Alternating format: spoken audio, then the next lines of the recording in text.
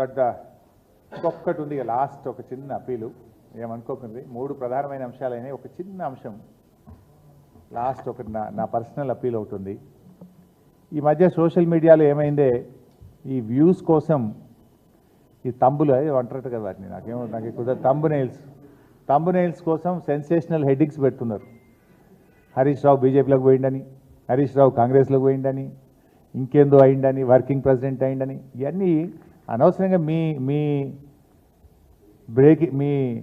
Views కోసమో బ్రేకింగ్ల కోసమో ఇట్లా ఒక నాయకుడి నిబద్ధత మీద ఒక నాయకుడిని క్రెడిబిలిటీని మీరు వాడుకోవడం అనేటువంటిది మంచిది కాదు.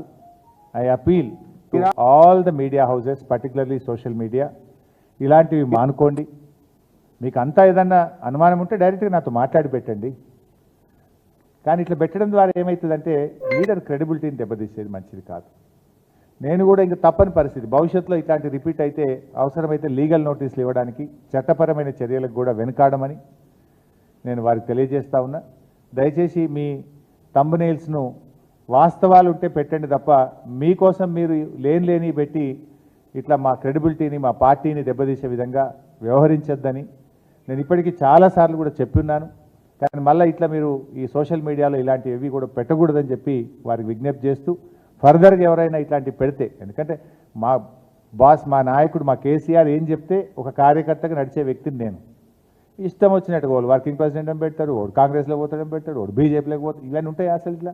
నేను చాలాసార్లు స్పష్టంగా చెప్పాను, మీ బ్రేకింగ్ల కోసం, మీ లైక్ల కోసం, మీ వ్యూస్ కోసం, మీ రేటింగ్ల కోసం ఒక నాయకుడి యొక్క నిబద్ధతను నిజాయితీని దెబ్బతీయొద్దని, ఇలాంటివి మానుకోవాలని చెప్పి నేను విజ్ఞప్తి చేస్తున్నాను.